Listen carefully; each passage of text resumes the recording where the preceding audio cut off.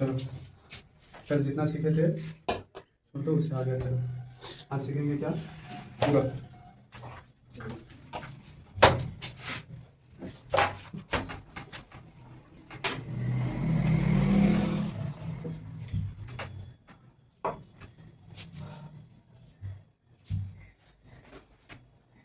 पूरक पूरक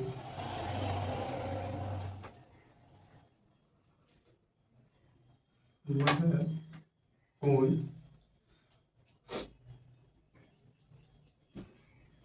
जिसका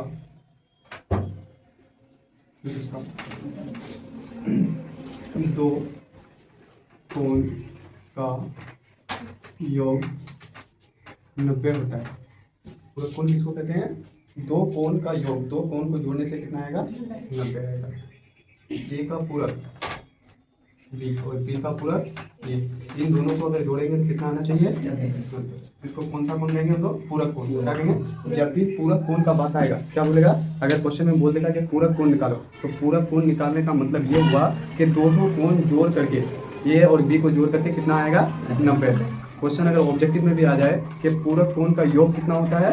90 होता है। ठीक है। अगर बात का मिसाल ए और बी मिला करके कितना होगा? हमेशा 90 होगा। ए और बी मिला करके 90 होगा। मान लेते हैं कि ए का पूरक हम क्या होता है? बी, और बी का पूरक क्या हो जाएगा? ए हो जाएगा। अगर मान लेते हैं एक कोण 60 डिग्री है तो इसका पूरक कितना डिग्री हो जाएगा? 30। कितना हो जाएगा? 30। और 30 का पूरक कितना हो जाएगा? 60। क्योंकि दोनों मिलकर के कितना होना चाहिए हम लोग को? 90। पूरक कोण का मतलब ही ये हुआ कि देखो फिर अभी समझ में नहीं आ रहा है, अभी नहीं समझ रहा हो ना, फिर इससे क्वेश्चन आएगा छोड़ दोगे अभी। पूरक कोण का मतलब ही है कि दो कोण को जोड़ करके कितना आएगा? 90 आएगा। ठीक है। अगर हम बोले यहाँ 65 है तो इसका पूरक कितना होगा? 65 का पूरक कितना हो जाएगा? 25 हो जाएगा। और 25 का पूरक ऐसे लिखेंगे 65। अगर हम यहाँ लिखेंगे 40 तो 40 का पूरक क्या हो जाएगा बाबू? 50। तो आपने दोनों मिलकर 90, और 50 का पूरक अगर पूछेगा तो हम लोग क्या बोलेंगे? तो ये वाला पूरक वाला बात समझ में आया? हाँ। अगर किसी भी कोण का पूरक निकालने दे, क्या निकालने दे? पूरक निकालने दे ना। अगर मान लेते हैं कि अगर कोई कोण ऐसा दिया हुआ सेट, ये सेट दिया हुआ है और बी निकालने दे, क्या निकालने दे? तो कैसे निकालेंगे?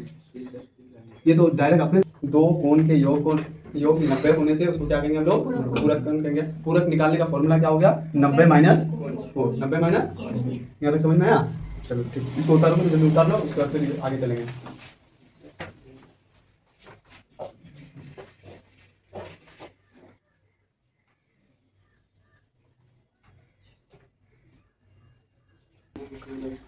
समपूरक, ये क्या है? समपूरक।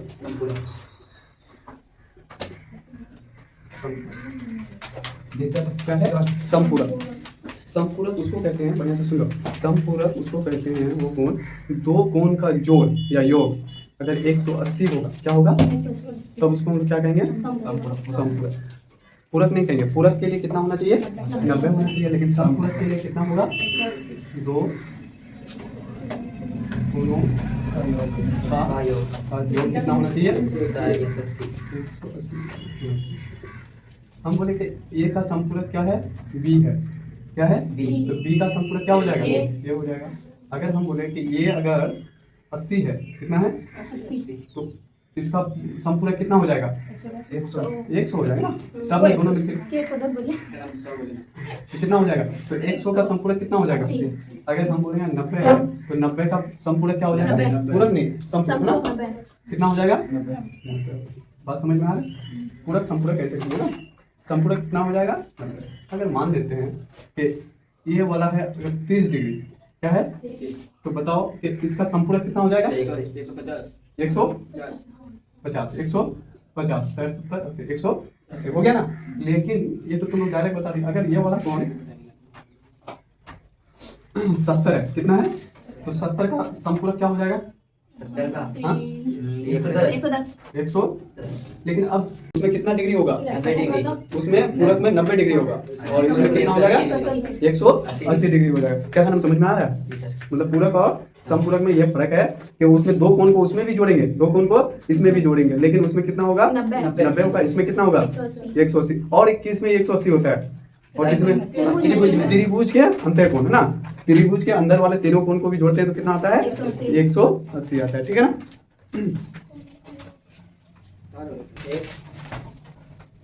बाह्य कोण बराबर एक बाह्य कोण बराबर दो अंतर कोण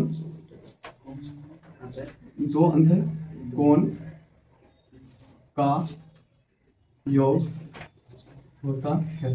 क्या बोले हम, एक बाह्य कोण बराबर दो अंतर कोण होता है। क्या बोले एक बाह्य कोण बराबर दो अंतर कोण होता है ना। दो अंतर कोण को अंदर वाले कोण को जोड़ेंगे तब एक तो बाहर का कोण के बराबर होगा। थोड़ा समझ लो बढ़िया से सुनो।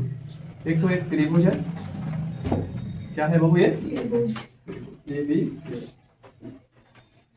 ये है तुम्हारा 50, ये है तुम्हारा 40, ये मान लो 70 है। कितना है 70, ये वाला पता नहीं, ठीक है। तो ये देखो अंदर में कोण है ना, इसको क्या बोलते हैं अंतः कोण, क्या बोलते हैं इसको। अच्छा अब एक हम और बना रहे हैं ना, बढ़िया से सुन लो। एक अंतः और बाह्य कोण किसको कहते हैं, जो कोण बाहर ये हुआ ए बी, सुनो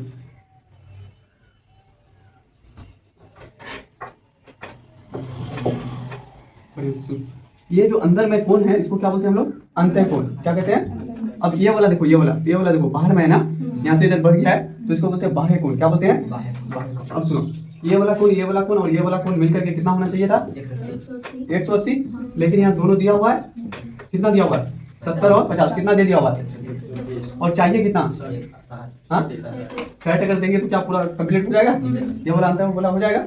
अच्छा अब इसमें देखो, इसमें ये और ये दिया हुआ है तो ये क्या नहीं दिया हुआ है 60 और 70, कितना दे दिया हुआ है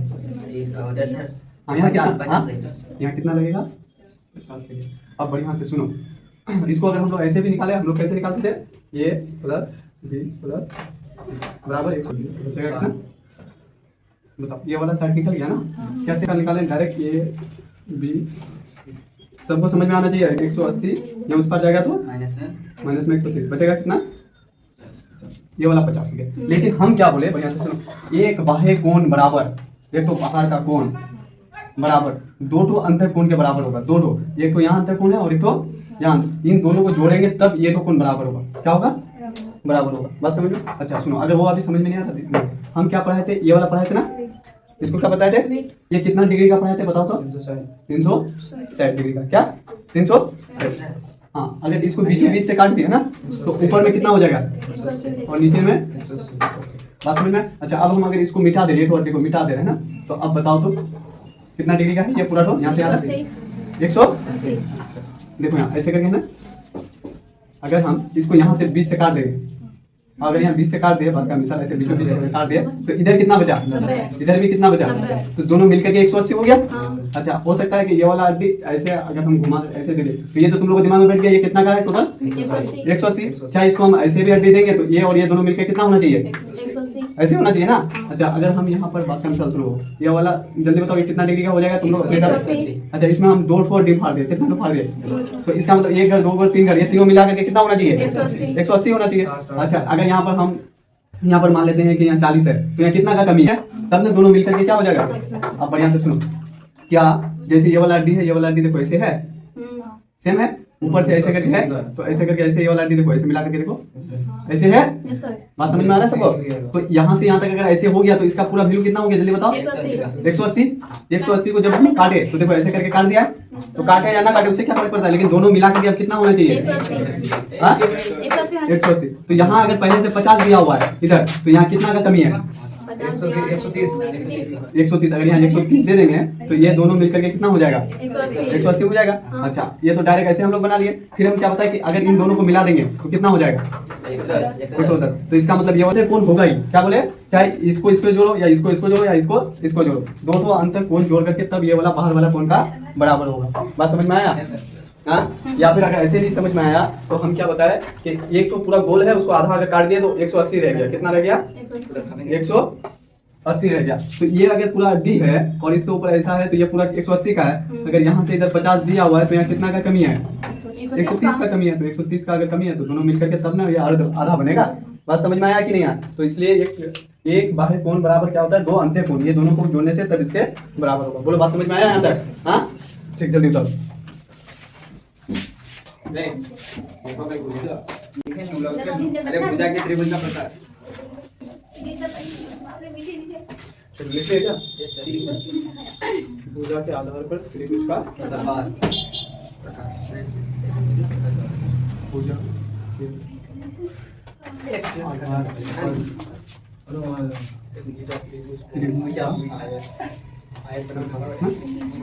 भुजा के आधार पर त्रिभुज का कितना होता है? 3 प्रकार होता है। कितना?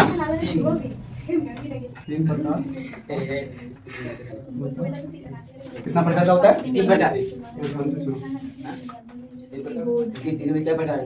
मान लीजिए त्रिभुज 3 प्रकार। भुजा के आधार पर बोले ना? हाँ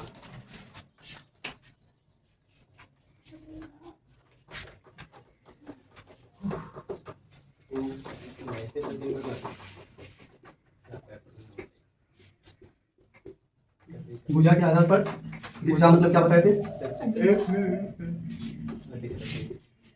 आने वाला भुजा कैसे सुनो? कितना है त्रिभुज है? 3। तीनों को बढ़िया से समझो। बढ़िया से समझो। क्या बोले कि भुजा के आधार पर, किसके आधार पर? भुजा के आधार पर। भुजा मतलब क्या पढ़ाए थे कल? अरे अल्लाह कर रहा है, फर्क नजर आ रहा है। तीनों में अलग अलग यहाँ भी ये कितना मीटर का है? बराबर ये भी कितना मीटर का है? और ये भी कितना मीटर का है? तो तीनों तो भुजा कितना मीटर का है? ना तो सब तो भुजा बराबर है कि नहीं है? हाँ, लेकिन यहाँ देखो ये वाला और ये वाला 2-2 मीटर का है और ये वाला क्या है? 3 मीटर है। तो इसमें कै को भुजा बराबर है? 2। और इसमें देखो, इसमें कितना? 2। इसमें कितना मीटर का? 3। और ये इसमें बताओ कै को भुजा बराबर है? एक और 2। तो हम क्या बोले कि भुजा के आधार पर त्रिभुज 3 प्रकार का होता है। क्या होता है? 3 प्रकार का। तो पहला प्रकार वो होगा जिसका तीनों तो अड्डी क्या होगा? बराबर होगा। क्या बोले? जिसका तीनों तो अड्डी बराबर होगा। तो जिसका तीनों तो अड्डी बराबर होगा उसको बोलेंगे बाबू सम। सम मतलब क्या होता है? सब। सम मतलब सब। बाहु मतलब क्या होता है? अड्डी। सम बाहु, तो सम मतलब बराबर, बाहु मतलब अड्डी। सब बराबर अड्डी, तो सब अड्डी क्या है? बराबर है। तो सम बाहु त्रिभुज। बात समझ में आया? अभी क्या बोले? अड्डी को बाहु बोले तो सम। सम मतलब क्या बोले? बराबर। सम मतलब बराबर। अब कै अड्डी बराबर है? 2। तो क्या लिखेंगे? दुई लिखेंगे। क्या लिखेंगे? सम दुई बाहु। बाहु अड्डी को क्या बोलेंगे? बाहु। सम दुई बाहु त्रिभुज। एक हो क्या? समबाहु त्रिभुज। दूसरा क्या हो गया? सम दुई बाहु त्रिभुज। अब इसमें देखो कोई तो भी अड्डी बराबर है क्या? तो इसको क्या बोलेंगे? विषम। विषम मतलब कोई अड्डी बराबर नहीं ना। बाहु। बोलो बात समझ में आया? चलो ठीक है, इसको उतार लो, नहीं तक पूछेंगे।